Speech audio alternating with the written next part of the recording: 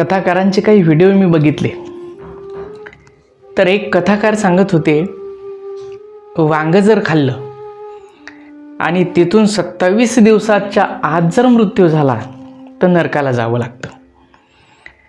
एक कथाकार सांगत होते, कांदा लसूण खाणं पाप आहे म्हणे. नंतर एकानं प्रश्न विचारला की महाराज, कांदा लसूण खाल्ल्यानंतर पाप का लागतं? तर त्यांनी उत्तरही त्या पद्धतीचंच दिलं. तर ते कांदा लसूण एका राक्षसाच्या मलापासून निर्माण झालं म्हणे. दुसरे कथाकार सांगत होते, कांदा लसूण कसं निर्माण झालं? तर समुद्र मंथन झालं आणि मंथनाच्या वेळेस त्याच्यामधून अमृत बाहेर पडलं. देवदानवामध्ये भांडण सुरू झालं. नंतर भगवंतानं मोहिनी अवतार घेतला. अमृत वाटायला निघाले होते. त्याच्यामध्ये राहू नावाचा एक राक्षस येऊन बसला. भगवंताच्या लक्षात आलं. त्याचं शिर धडापासून वेगळं केलं आणि त्यावेळेस जे रक्त पडलं त्या रक्तापासून कांदा लसूण निर्माण झाला, म्हणून ते खायचं नाही. एक कथाकार सांगत होते की कोबी खाऊ नका. ती कोबी गाईच्या शेपटापासून निर्माण झाली म्हणे. वांग गाईच्या कानापासून निर्माण झालं म्हणे.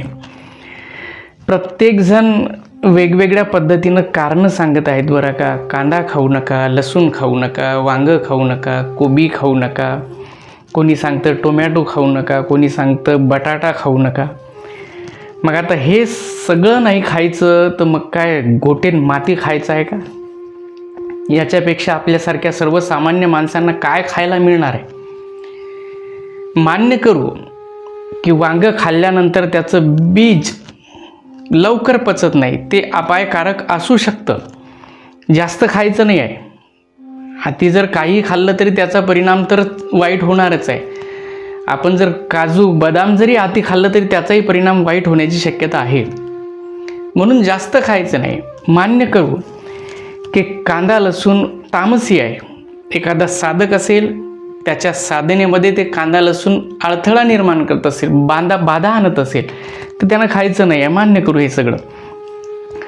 पण वांगं खाल्ल्यानंतर माणूस नरकाला जातो, कांदा लसूण खाल्ल्यानंतर पाप होतं, हे आपल्याला मान्य नाही आहे बरं का. शास्त्राचा पुरावा देत असतात तरी आपल्याला ते मान्य नाही आहे. जरा विचार आपण करायला पाहिजे बरं का. ती बुद्धीला न पटण्यासारखं आहे.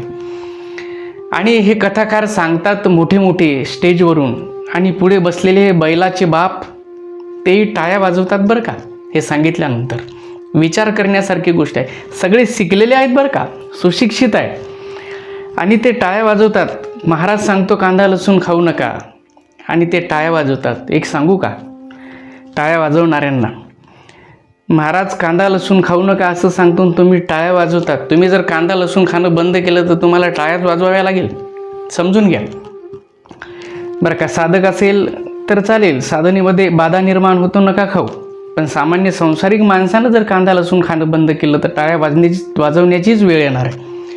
आयुर्वेदिक दृष्ट्या फार महत्त्वाचं आहे बरं का. कांदा लसूण खायचा आहे, जेवणामध्ये असला पाहिजे. आती खाऊ नका, पण खायचं आहे बरं का. हे सांगतात हे खाऊ नका, ते खाऊ नका, ते खाऊ नका.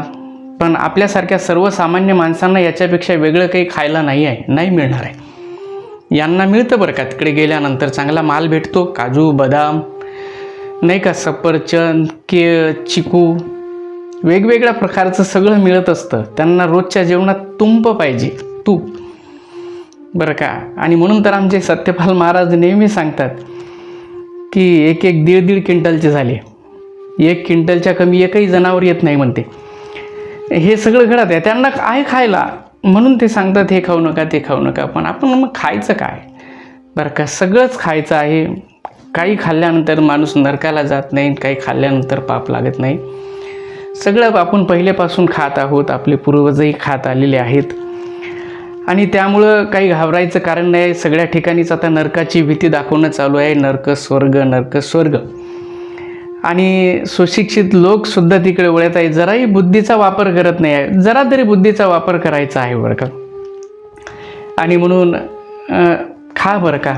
कांदा खा, लसूण खा, वांगं खा, आती नका खाऊ. परिणाम वाईट होण्याची शक्यता आहे. आणि म्हणून घाबरू नका. आणि हे जे असं आलतू फालतूचं शिकवतात यांच्यापासून जरा दूर राहा.